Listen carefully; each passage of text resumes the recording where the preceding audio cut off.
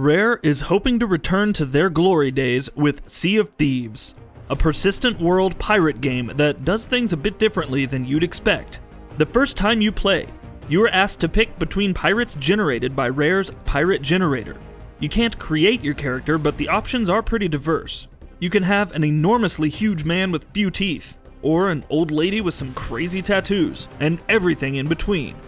You can change some elements of your pirate later, hairstyle, clothes, whether or not you have a peg leg, a hook, or an eye patch. But you're largely stuck with what you pick here, at least right now. While some might bemoan the lack of a character creator when the options are this diverse, what Rare has done here is good. You can refresh the pirate generator as much as you like and even save your favorites. Once you've picked out a buccaneer and decided whether to assemble your own crew, join up with other players, or sail solo, the game drops you into Sea of Thieves open world. Aside from some tooltips explaining the controls and the tips you'll see on the loading screen, Sea of Thieves isn't really interested in teaching you how to play. It would rather just give you everything you need out the gate and let you figure things out, but that doesn't mean there aren't things that can guide you along the way. You can pick up quests, or voyages, from 3 different factions. The Gold Hoarders task you with deciphering maps and clues to hunt buried treasure, while the Order of Souls wants you to track down an undead pirate crew and return with the skull of their captain. And the Merchants Alliance needs you to capture and deliver varying orders of pigs, chickens, and snakes, and deliver them on time. On their own merits, the missions are pretty varied and they become more challenging and complex as you gain reputation with that faction. Early Gold Hoarder missions, for instance, will usually only ask you to sail to an island and find a chest. Later missions, however, will ask you to sail to multiple islands and solve clues to find these chests. Some might be as simple as finding the burial place of a specific pirate, but others might ask you to find a specific painting on a rock and play music in front of it. The best part is that none of these voyages do anything other than point you in the right direction. The maps you get from the Gold Hoarders might tell you the name of the island, or give you a picture, but they won't give you both, or tell you where to find that island. You'll have to do that by looking at the map on your ship. The Merchants Alliance won't tell you where to find the chickens you need either. That's on you. There's also no real HUD. Everything, navigating, sailing, firing a cannon, or firing a gun, relies on you using the items at your disposal or learning that specific skill, which only adds to the feeling of immersion the game sells so well. While the missions themselves are pretty varied, they're all fetch quests. Your job is the same regardless. Sail to the island, or several islands, depending on what you have to find. Acquire the thing or things, put the thing or things on your ship, sail them back to an outpost, an island with merchants and faction representatives, and sell them to the appropriate vendor. This can be very repetitive if you're playing solo, but these quests aren't the point of Sea of Thieves. They're just designed to get you out into the world where the real action is. What makes Sea of Thieves an incredible experience isn't the voyages. They're just there to give you a direction to sail in. The appeal of Sea of Thieves comes from its core gameplay loop, which relies heavily on the game's sailing. The game features 2 ships, the 1 to 2 man sloop and the 3 to 4 man galleon. They play very differently. A journey generally starts like this. You pick a place on your ship's map, turn the wheel in a direction, and set sail. But sailing is complicated. You'll need to raise your anchor, which takes more or less time depending on the size of your ship and the amount of people helping you. Then you'll need to decide how much sail you need to use, and what direction you'd like to point them in to best catch the wind. You'll probably have to adjust all of this, course, sail length, and sail direction, as you go. A ship with less sail is able to turn more quickly but won't be as fast, while the ship with the wind will sail faster than one without it. That said, there are still differences.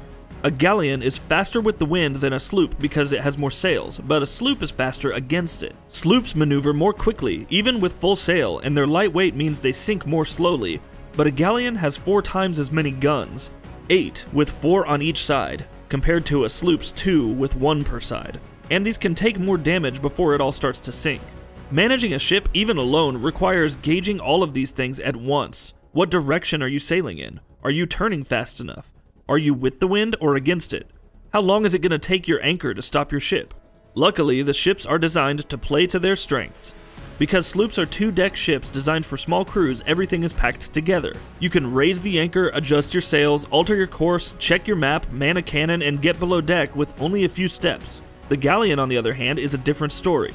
That ship is absolutely massive, and you'll have to work with your crew if you want to get anything done, from raising the anchor to checking the map, which is below decks. Because of the large sails, even things like looking out for rocks takes teamwork, as the helmsman usually can't see the front of the ship. Everything takes more time on a galleon, so communication is vital, especially when you run into other pirates. No matter what you do in Sea of Thieves, your goal is to get treasure, so you have money to spend customizing your character and your ship. You can do this through voyages, finding messages in bottles, hidden items on islands, looting shipwrecks, or conquering skeleton forts, which requires you to fight increasingly difficult waves of skeletons and reward treasure worth more than 10,000 gold pieces. But you can also get it by stealing it from other players, which makes every set of sails on the horizon a possible threat. Some players will help you with your quests or just hang out, but if you see a ship on the horizon and their lanterns are turned off, odds are they're hunting and you might be on the menu. Fighting another crew is when Sea of Thieves is at its best. As crews frantically fire cannons, repair leaks, and board one another's ships, it's at moments like this when the game's sailing depth comes in. A crew that knows when to bail and patch their ship, how many resources, such as cannonballs or boards for ship repair they have, how to accurately aim their cannons below a ship's waterline, and how to manage their sails and turns has a huge advantage over one that might not, making each battle exciting and unique. There's nothing more satisfying than dropping your anchor while making a hard turn, which will snap your ship between 180 and 360 degrees in the direction you're turning, and bringing your broadside to bear on a ship that's chasing you before they have a chance to react. Or stealthily boarding another ship and sneaking off with their treasure, or sneaking a barrel of gunpowder aboard another ship and detonating it, or dropping another ship's anchor and peppering them with cannon fire, firing yourself out of a cannon onto another ship, or, well, you get the idea. The best part? Whether you're a swabby who doesn't know port from starboard or a salty sea dog who has sailed for thousands of miles, your pirates are fundamentally the same. They have access to the same weapons, the same ships, and the same abilities. There are no classes or RPG progression system. The only upgrades to your character and ship are cosmetic, so when you win a fight, whether on foot or on a ship, you'll know it's because you communicated better, supplied yourself better, and outplayed your opponent. This emphasis on communication and player skill, and the sheer amount of stuff you can do makes Sea of Thieves one of the best games I've ever played for creating your own stories. Here's an example. Another galleon crew spotted my crew's galleon docked at an island and rammed us before we could weigh anchor. What followed was an epic naval battle. We ended up winning and headed to our next island, looking for chickens. On the way, we spotted a sloop docked at a smaller island. We decided not to engage, but as we sailed past, we noticed another galleon bearing down on the sloop before it could weigh anchor. We decided to help, but weren't able to make it before the galleon sunk her. We engaged the galleon anyway, which was piloted by the crew that had attacked us last time. Things were pretty even until they ran out of cannonballs, so they started sending people over to steal ours. They also managed to drop our anchor, leaving our ship at a terrible angle and freeing them to fire at us without fear of retaliation. One of my crew managed to sneak over and kill some of them, and I managed to raise our anchor and get our ship far enough away that we could bail out and repair before turning back. In the meantime, however, the sloop from before had sailed back and ended up sinking the other galleon. We exchanged words of support with the sloop and sailed to an island that had the chickens we needed, only to find out that the other galleon's crew had run off with our chicken coops. Stories like this are Sea of Thieves' best moments, and they happen all the time. This is a world where no place is safe. Every sail on the horizon is a potential foe or new friend, and possession is the only law that matters. I'm not going to pretend Sea of Thieves is perfect. I've ran into at least one minor bug every time I've played. Voyages can get a little of the same after a while, and you need to find a good crew to do some of the harder stuff, like skeleton forts, fighting other ships, or sailing through a storm. There's only a few types of NPC enemies, many of which are various types of skeletons that require different tricks to defeat, and the pirate versus pirate combat doesn't have nearly the depth that sailing a ship does. There are only 4 weapons: a cutlass, a pistol, a blunderbuss, which is a shotgun, and Eye of Reach, a sniper rifle. The combat is fairly limited as a result, especially since the cutlass only has a light attack combo, heavy attack, and the ability to block. Part of this is mitigated by the fact that you can only carry 2 weapons at a time, that each gun only holds 1 round at a time, and 5 total, and reloading takes a while. But the lack of depth is noticeable when compared to what ship combat offers. Even the cosmetic reward system has issues. There just isn't enough loot to buy for ships or pirates.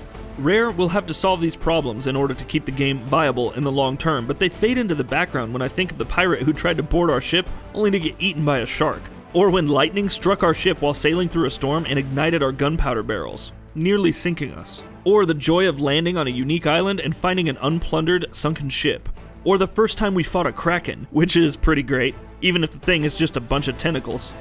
I'm more than 20 hours into Sea of Thieves, and every time I play, I see something new that makes me want to explore further, sail better, and find new friends to play with. The game's lack of a narrative or RPG-based progression will no doubt turn off some people, but Sea of Thieves is utterly gorgeous. This is the best water I've ever seen in a video game, and the core gameplay loop is exceptional. And there's more than enough here to keep you busy, provided your tastes gel with the game's design decisions. Rare does have changes to make, but for now, I'm happy with what Sea of Thieves is, and I can't wait to set sail again. I don't care where we end up, just bring me that horizon. And that about does it for this video. If you enjoyed what you watched and want to see more from GamingBolt, you can always hit that subscribe button and turn on the bell icon next to it. That way you will never miss any of our videos.